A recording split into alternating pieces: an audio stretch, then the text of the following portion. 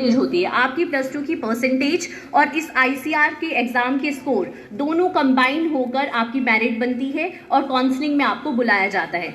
हिमाचल प्रदेश में सिर्फ एक ही एग्रीकल्चर यूनिवर्सिटी है जो गवर्नमेंट है, वो है CSK HPKV पालमपुर। इसके अलावा शूलिनी यूनिवर्सिटी है सोलन में प्राइवेट, और अभिलाषी यूनिवर्सिटी है मंडी में। आप इन दो यूनिवर्सिटीज़ से भी एग्रीकल्चर की ग्रेजुएशन कर सकते हैं। और हम जो नॉर्थ इंडियंस हैं, हमें चंडीगढ़ नज़दीक पड़ता है, तो चंडीगढ़ यूनिवर्सिटी है, MIT यूनिवर्सिटी है, DAV जालंधर है, LPU जालंधर है, देहरादून में दून कॉलेज है। ये सारे एग्रीकल्चर के कोर्सेज जो हैं वो आप लोगों को प्रोवाइड करा रहे हैं।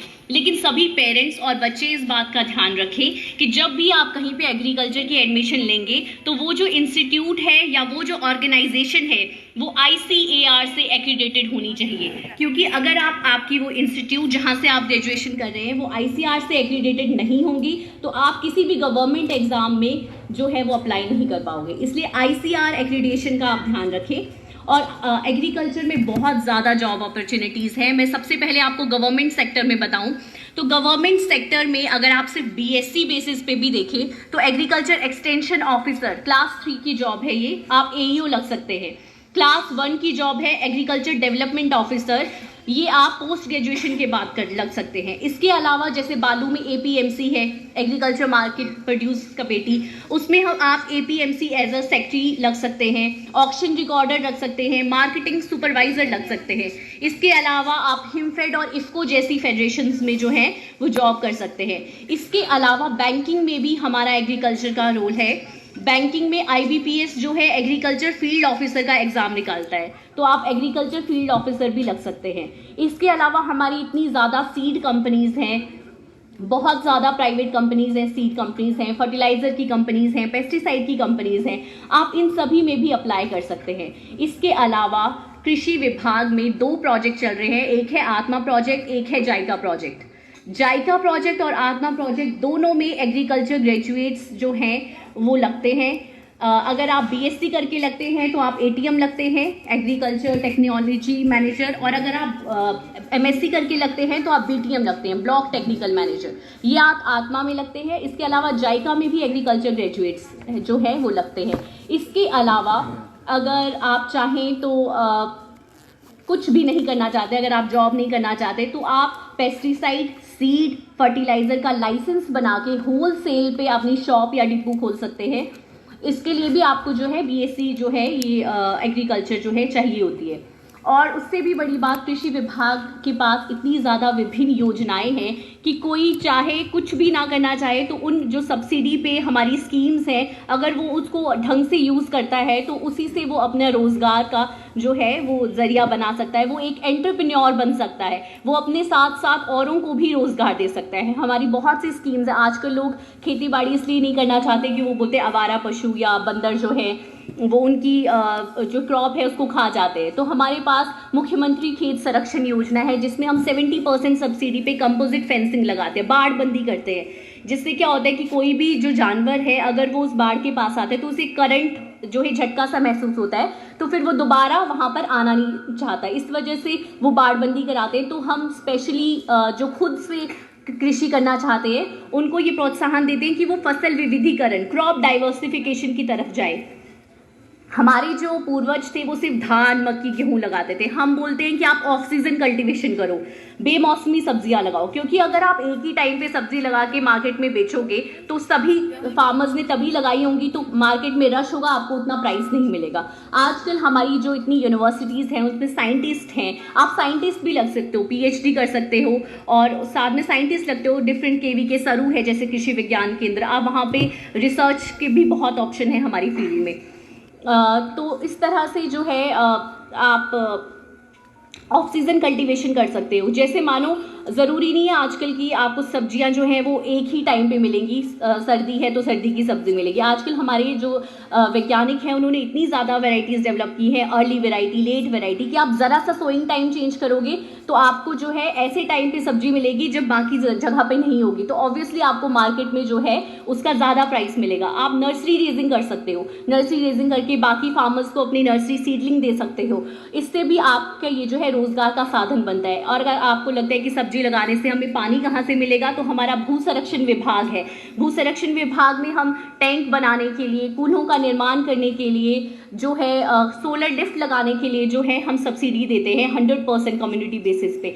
इवन नीति आयोग, हमारा चंबा जो है वो एस्पिरेशनल डिस्ट्रिक्ट है, तो नीति आयोग से हमें जो है सूक्ष्म सिंचाई योजना, आपने सुना होगा ड्रिप इरिगेशन, स्प्रिंकलर इरिगेशन, जो फुहारे लगते हैं उस पर जिससे पानी निकलता है, या फिर वो पाइप बिछाते हैं जिसमें सिर्फ रूट जोन पे जो बिल्कुल जड़ों के पास पानी जाता है, जिससे आप जो है पानी की उसको बचा सकते हो।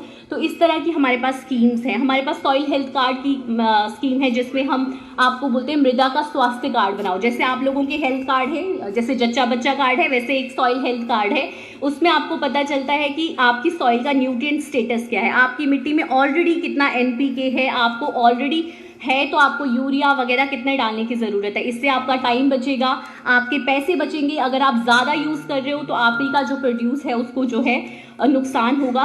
और इसके अलावा हमारे आत्मा प्रोजेक्ट है, इसमें भी हम गाय लेने के लिए काउ लाइनिंग शेड बनाने के लिए जो सब्सिडी देते हैं, क्योंकि हर कोई अपनी हेल्थ को लेकर इतना कॉन्शियस है आजकल, ऑर्गेनिक खाना चाहता है। और अगर आप ऑर्गेनिक खेती को भी अपना जो है वो रोज़गार बना सकते हैं। ऑर्गेनिक खेती करेंगे तो उसका जो प्रोड्यूस मार्केट में बिकेगा वो ज़्यादा प्राइस से बिकेगा। इसीलिए हमारे विभाग के पास बहुत सी योजनाएं हैं।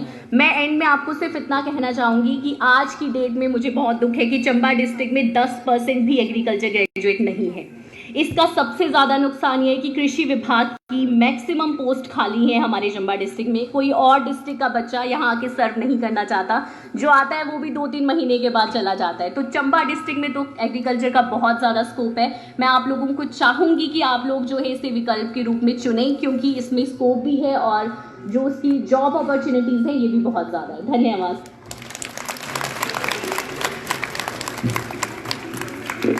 Thank you so much ma'am.